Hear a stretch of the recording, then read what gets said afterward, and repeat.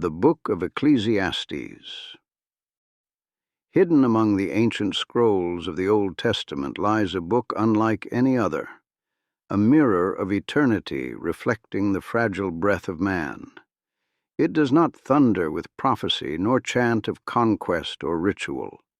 Instead, it whispers from the quiet chambers of the human soul, words that have survived empires, tongues, and centuries, still echoing in the silence between heartbeats.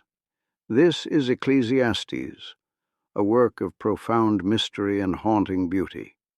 Its author, known only as Koheleth, the preacher, has long been identified with King Solomon, the son of David, the monarch whose wisdom was said to surpass that of all men. Whether Solomon himself penned these lines or whether they were written in his spirit, the voice that speaks here is one acquainted with splendor and with sorrow, a ruler who has tasted every pleasure and still found the cup empty. Composed in the twilight of Israel's ancient kingdom, Ecclesiastes stands apart from all other sacred writings. It does not promise the triumph of the righteous nor the defeat of the wicked. It speaks instead of the great circle of time, of seasons that rise and fall like the breath of the world. It contemplates the futility of toil, the fleetingness of joy, and the inevitability of death, and yet beneath its melancholy hums an unshakable reverence, that the hand of the Eternal moves through all things, unseen yet sovereign.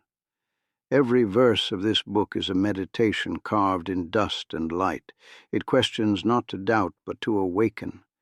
It invites the reader into the paradox of existence, where wisdom and weariness are twins, where meaning hides behind mystery, and where the only true answer is awe before God. Here, beneath the sun, man strives and forgets, builds and is buried. But above the sun, in the realm of spirit, all is known and nothing is lost. It is there, in that sacred tension between the temporal and the eternal, that Ecclesiastes finds its voice. Let us now listen to that voice, solemn, tender, and wise. The voice of the preacher who saw the vanity of the world and yet glimpsed within it the shimmering trace of the infinite. Chapter 1. The Vanity of All Things. The words of the preacher, the son of David, king in Jerusalem. Vanity of vanities, says the preacher, vanity of vanities, all is vanity. What profit does man gain from all his toil under the sun? One generation passes away, and another generation comes, but the earth remains forever. The sun rises and the sun sets and hastens back to the place where it rises. The wind blows toward the south, then turns toward the north. Round and round it circles, ever returning on its path. All rivers flow into the sea, yet the sea is never full. To the place from which the rivers come, there they return again. All things are wearisome beyond words. The eye is never satisfied with seeing, nor the ear filled with hearing. What has been will be again, and what has been done will be done again. There is nothing new under the sun. Is there anything of which one may say, "Look, this is new"? It has already been long ago in ages before us. No memory remains of former things, nor will those yet to come be remembered by those who follow after. I, the preacher, was king over Israel in Jerusalem. I set my heart to seek and explore by wisdom all that is done under heaven. What a heavy burden God has laid upon the sons of men. I have seen all the works that are done under the sun, and behold, all is vanity and a chasing after the wind. What is crooked cannot be made straight, and what is lacking cannot be counted. I said in my heart, I have acquired great wisdom, surpassing all who ruled Jerusalem before me. My heart has seen much of wisdom and knowledge. Then I set my heart to know wisdom and to know madness and folly. I perceived that this too is chasing after the wind. For in much wisdom there is much sorrow, and he who increases knowledge increases grief. Chapter 2. The Futility of Pleasure and Labor. I said in my heart, "Come now, I will test you with pleasure. Enjoy yourself." But behold, this too was vanity. I said of laughter, "It is madness," and of pleasure, "What does it accomplish?" I sought in my heart to cheer my flesh with wine, while guiding my heart with wisdom, to lay hold of folly, till I might see what was good for the sons of men to do under heaven all the days of their lives. I made great works. I built houses and planted vineyards for myself. I made gardens and orchards, and I planted in them trees of every kind of fruit. I made pools of water to irrigate the forest of growing trees. I bought male and female servants, and had servants born in my house. I also had great possessions of herds and flocks, more than any who were before me in Jerusalem. I gathered silver and gold, the treasures of kings and provinces. I got singers, both men and women, and the delights of the sons of men, many concubines. So I became great and increased more than all who were before me in Jerusalem. Also my wisdom remained with me. Whatever my eyes desired, I did not withhold from them. I kept my heart from no pleasure, for my heart found joy in all my labor, and this was my reward for all my toil. Then I looked on all the works that my hands had done, and on the labor I had exerted, and behold, all was vanity and a chasing after the wind. There was no profit under the sun. Then I turned myself to consider wisdom and madness and folly. For what can the man do who comes after the king? Only what has already been done. Then I saw that wisdom excels folly, as light excels darkness. The wise man has eyes in his head, but the fool walks in darkness. Yet I perceived that the same fate befalls them both. Then I said in my heart, "As it happens to the fool, so it happens even to me. Why then have I been so very wise?" And I said in my heart, "This also is vanity." For there is no lasting remembrance of the wise any more than of the fool, since in the days to come all will be forgotten. How the wise man dies just like the fool. Therefore I hated life, because the work that is done under the sun was grievous to me. For all is vanity and a chasing after the wind. I hated all my labor for which I had toiled under the sun, because I must leave it to the man who will come after me. And who knows whether he will be wise or foolish? Yet he will rule over all for which I labored, and in which I showed wisdom under the sun. This is also vanity. Therefore I turned my heart to despair concerning all the labor of my hands. For there is a man whose work is done with wisdom and knowledge and skill, yet he must leave it to another who has not labored for it. This is also vanity and a great evil. For what does man have from all his toil and the striving of his heart with which he labors under the sun? All his days are sorrow, and his work is grief. Even at night his heart finds no rest. This is also vanity. There is nothing better for a man than to eat and drink and find enjoyment in his work. This, I saw, is from the hand of God. For who can eat or have enjoyment apart from him? For the man who pleases him, God gives wisdom and knowledge and joy. But to the sinner, he gives the work of gathering and collecting, only to hand it over to the one who pleases God. This is also vanity and chasing after the wind. Chapter 3. A Time for Everything.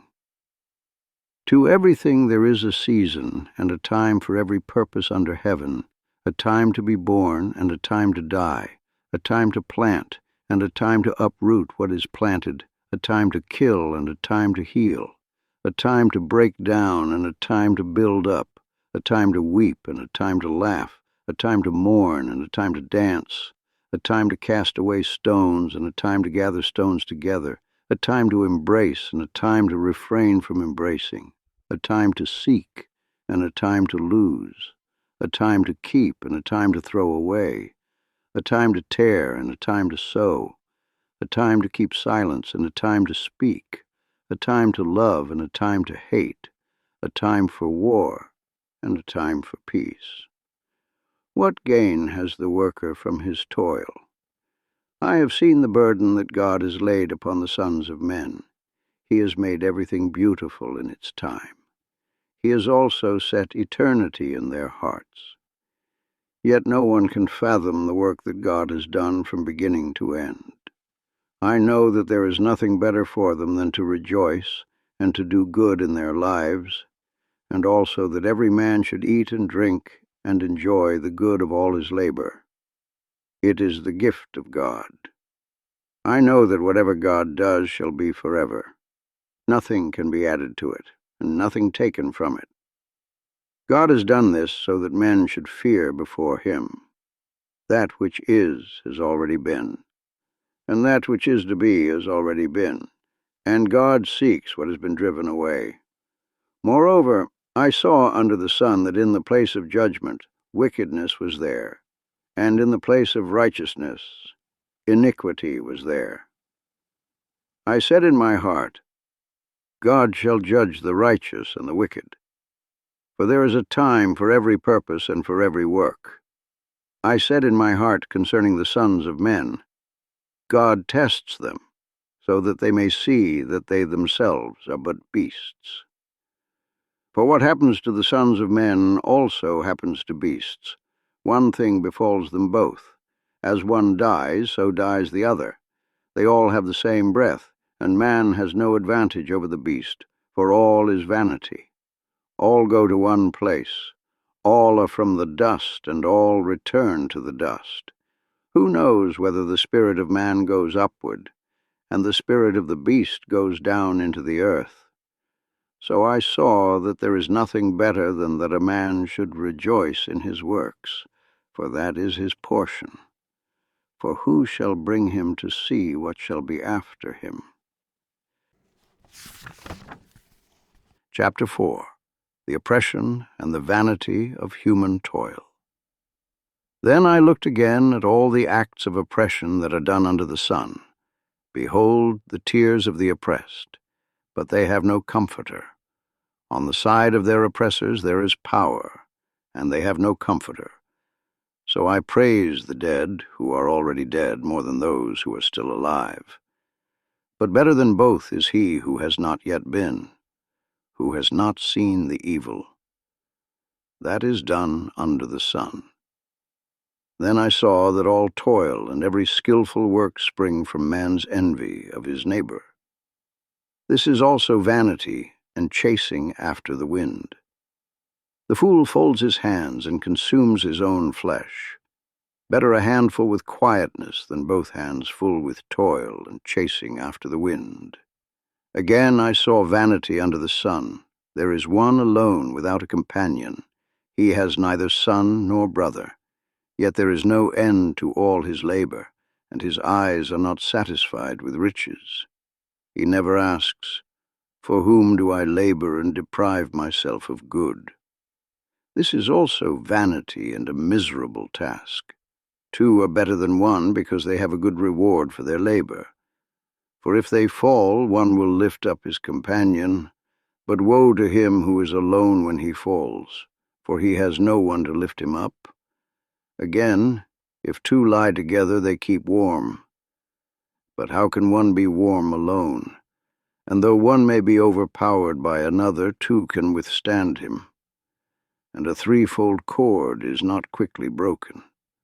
Better is a poor and wise youth than an old and foolish king who no longer knows how to take advice. For out of prison he may come to reign, though he was born poor in his kingdom. I saw all the living who walk under the sun follow the youth, the second one, who stands in his place. There is no end to all the people, to all who were before them. Yet those who come afterward will not rejoice in him. Surely this also is vanity and chasing after the wind.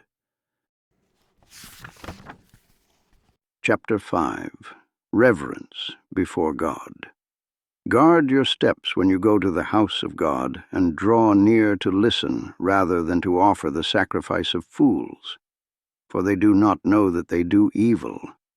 Do not be quick with your mouth, nor let your heart be hasty to utter a word before God.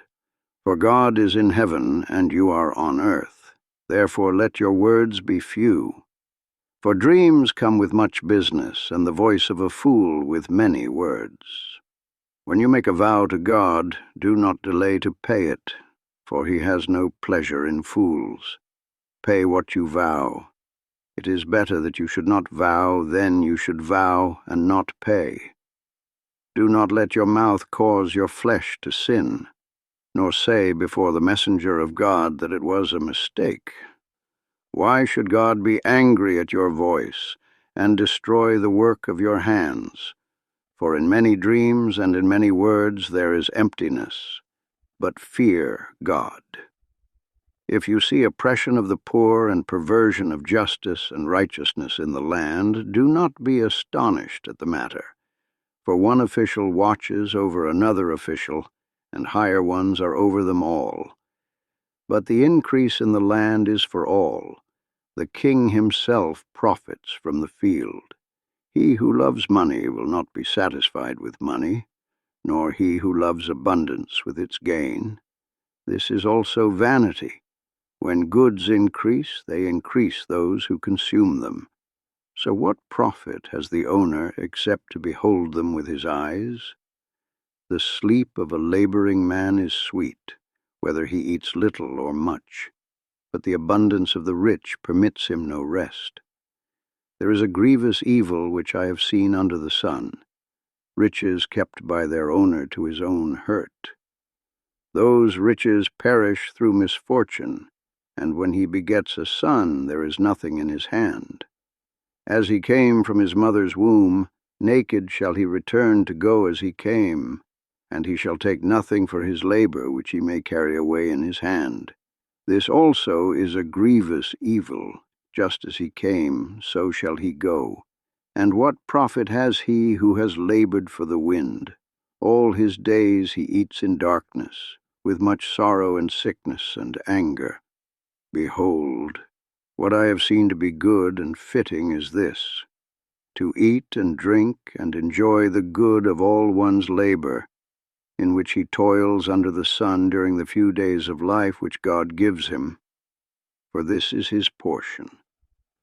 As for every man to whom God has given riches and wealth and has given him power to eat of it, to receive his portion and rejoice in his labor, this is the gift of God. For he will not dwell unduly on the days of his life, because God keeps him occupied with joy in his heart. Chapter 6. The Limitations of Human Desire. There is an evil which I have seen under the sun, and it lies heavy upon mankind, a man to whom God has given riches, wealth, and honor, so that he lacks nothing for his soul of all that he desires. Yet God does not give him power to enjoy it, but a stranger consumes it. This is vanity, and it is a grievous affliction. If a man fathers 100 children and lives many years, so that the days of his years are many, but his soul is not satisfied with good things, and he has no burial, I say that a stillborn child is better off than he, for it comes in vanity and departs in darkness, and its name is covered with darkness. Though it has not seen the sun or known anything, it has more rest than that man, even if he lives 1,000 years twice over, but has not seen good. Do not all go to one place? All the labor of man is for his mouth, and yet his appetite is not satisfied. For what advantage has the wise man over the fool?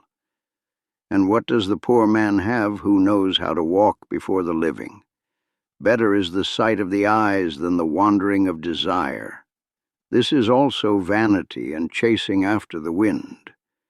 Whatever has come to be has already been named, and it is known what man is. He cannot contend with him who is mightier than he. The more words, the more vanity. And what is the profit to man? For who knows what is good for man in life, all the days of his vain life which he passes like a shadow? For who can tell a man what will be after him under the sun? Chapter 7. The Way of Wisdom. A good name is better than precious ointment, and the day of death is better than the day of one's birth. It is better to go to the house of mourning than to go to the house of feasting, for that is the end of all men, and the living will take it to heart. Sorrow is better than laughter, for by a sad countenance the heart is made better. The heart of the wise is in the house of mourning, but the heart of fools is in the house of mirth. It is better to hear the rebuke of the wise than to hear the song of fools. For as the crackling of thorns under a pot, so is the laughter of the fool. This is also vanity. Surely oppression makes a wise man mad, and a bribe corrupts the heart. Better is the end of a thing than its beginning. The patient in spirit is better than the proud in spirit. Do not be hasty in your spirit to be angry, for anger rests in the bosom of fools. Do not say, "Why were the former days better than these?"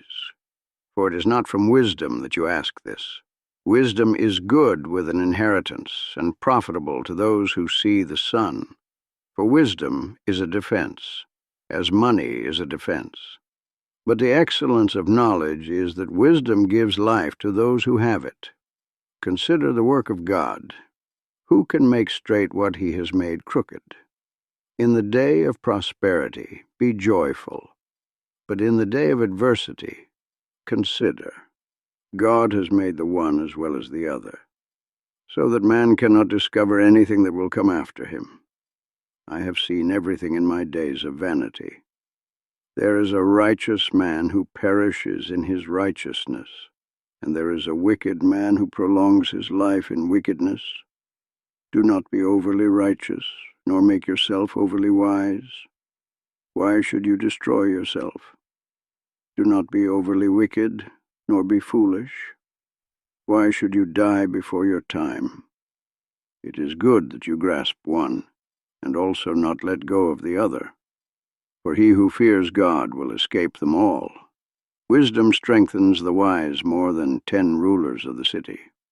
For there is not a just man upon earth who does good and sins not. Also, do not take to heart everything people say, lest you hear your servant cursing you.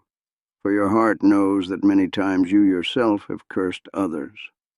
All this I have proved by wisdom. I said, I will be wise. But it was far from me.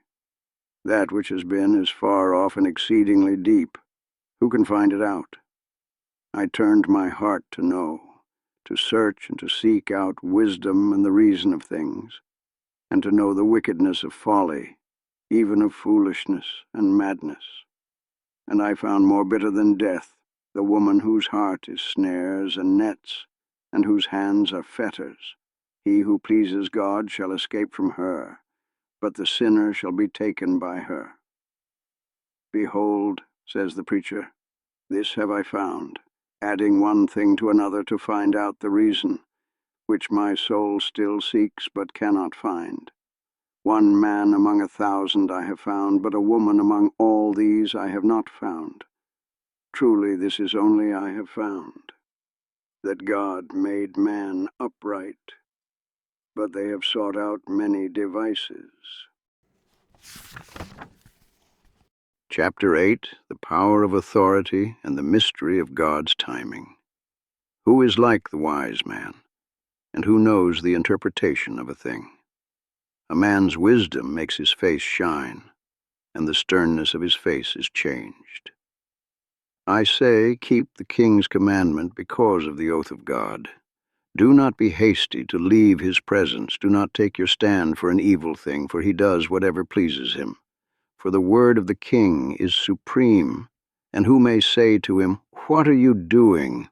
Whoever keeps a command will know no evil thing, and the wise heart will discern both time and judgment. For there is a time and judgment for every matter, though the misery of man lies heavy upon him. For he does not know what is to be, for who can tell him how it will be? No man has the power to retain the spirit, no power over the day of death.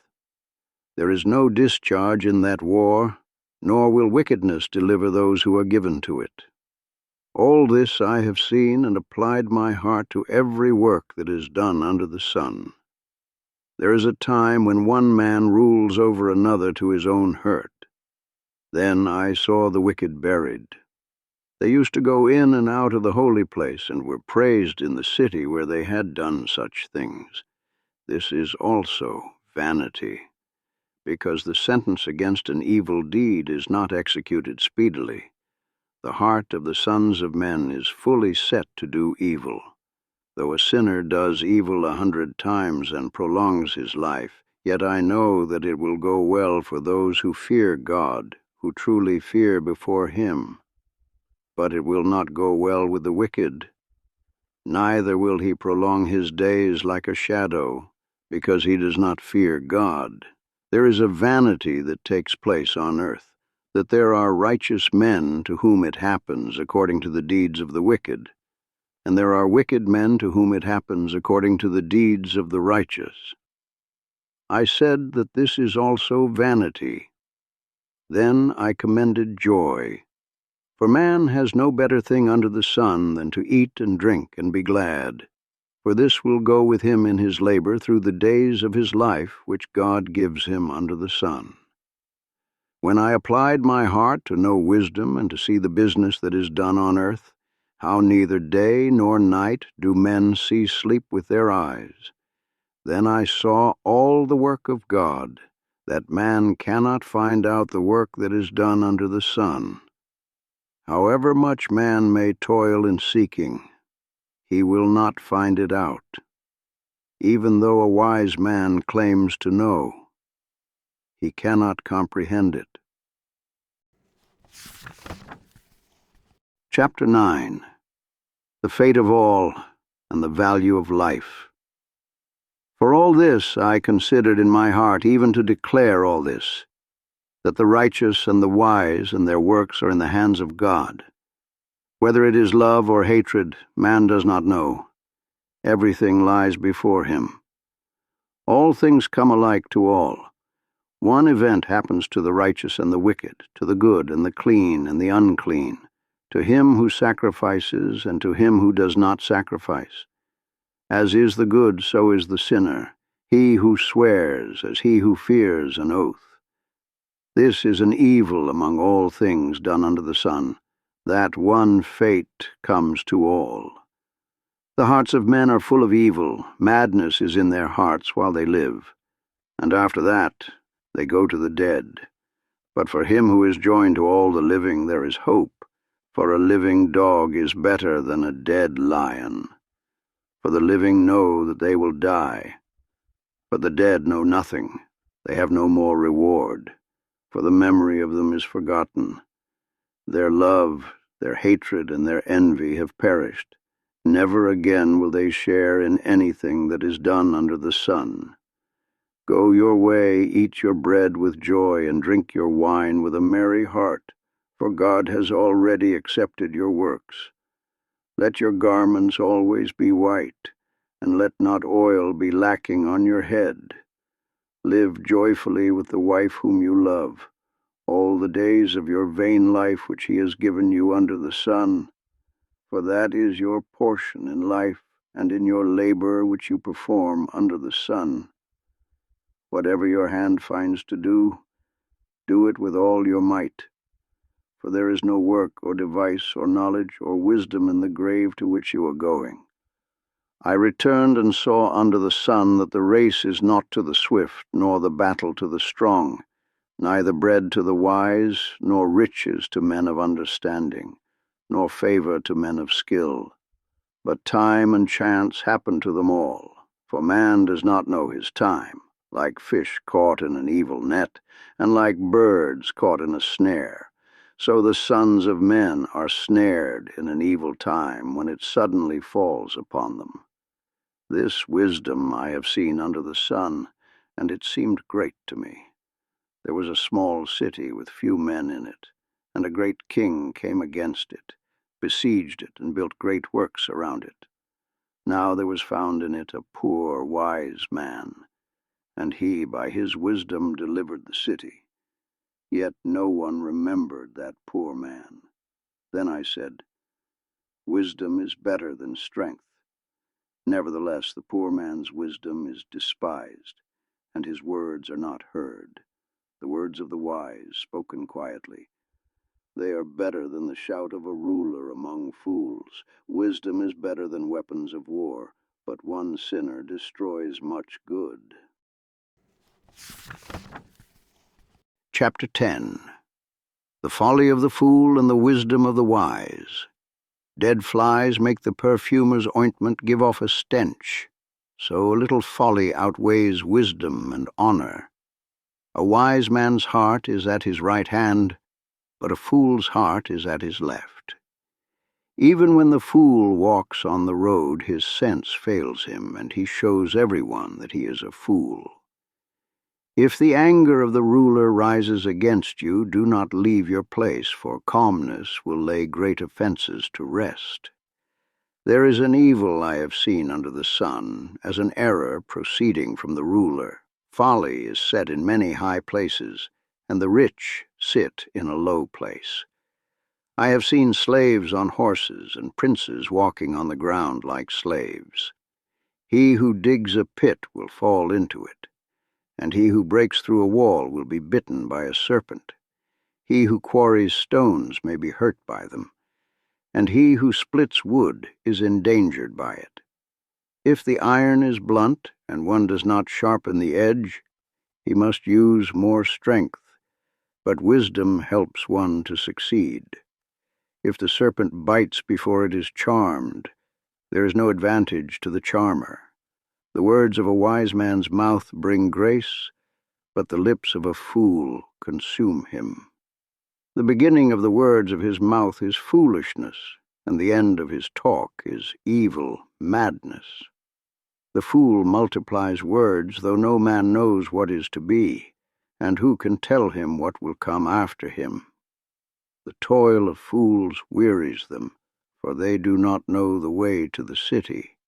Woe to you, O land, when your king is a child, and your princes feast in the morning.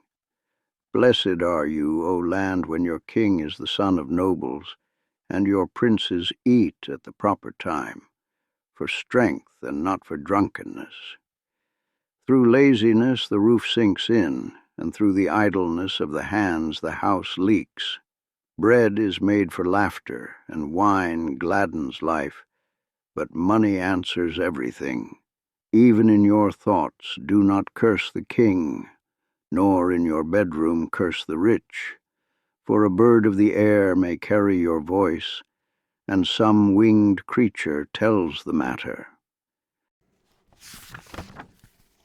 Chapter 11. The Call to Action and Joy. Cast your bread upon the waters, after many days you will find it again. Give a portion to 7, or even to 8, for you do not know what disaster may happen upon the earth. If the clouds are full of rain, they empty themselves on the earth, and if a tree falls to the south or to the north, in the place where the tree falls, there it will lie. He who observes the wind will not sow, and he who regards the clouds will not reap. As you do not know the way the Spirit comes to the bones in the womb of a woman with child, so you do not know the work of God who makes everything. In the morning sow your seed, and in the evening do not withhold your hand, for you do not know which will prosper, this or that, or whether both alike will be good. Light is sweet, and it is pleasant for the eyes to behold the sun. So if a man lives many years, let him rejoice in them all. but let him remember that the days of darkness will be many. All that comes is vanity. Rejoice, O young man, in your youth, and let your heart cheer you in the days of your youth. Walk in the ways of your heart and in the sight of your eyes. But know that for all these things God will bring you into judgment. Therefore, remove sorrow from your heart and put away evil from your flesh, for youth and the dawn of life are vanity. Chapter 12. The End of the Matter. Remember now your Creator in the days of your youth, before the evil days come and the years draw near when you will say, I have no pleasure in them. Before the sun and the light and the moon and the stars are darkened, and the clouds return after the rain. In the day when the keepers of the house tremble, and the strong men bow themselves, and the grinders cease because they are few, and those that look through the windows grow dim, and the doors are shut in the streets, when the sound of the grinding is low, and one rises up at the voice of a bird, and all the daughters of music are brought low. Also they are afraid of what is high, and terrors are in the way. The almond tree blossoms, the grasshopper drags itself along, and desire fails. For man goes to his eternal home, and the mourners go about the streets. Before the silver cord is snapped, or the golden bowl is broken, or the pitcher is shattered at the fountain, or the wheel broken at the cistern, and the dust returns to the earth as it was, and the spirit returns to God who gave it. Vanity of vanities, says the preacher. All is vanity. And moreover, because the preacher was wise, he still taught the people knowledge. He pondered, searched out, and set in order many proverbs. The preacher sought to find words of delight, and uprightly he wrote words of truth.